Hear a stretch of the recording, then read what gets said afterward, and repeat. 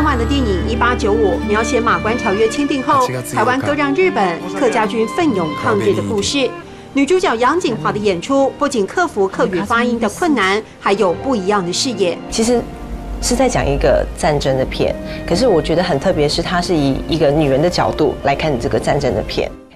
杨锦华饰演的黄贤妹曾遭土匪俘虏，留言不断议论她的清白，只有男主角吴汤兴相信她。我喺土匪年輕，唔係幾條好命工嘅傳說。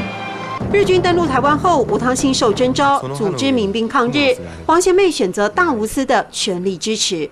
所以那場戲其實對我來講印象還蠻深刻的，因為我真的會害怕說，哦，我可能你出去之後。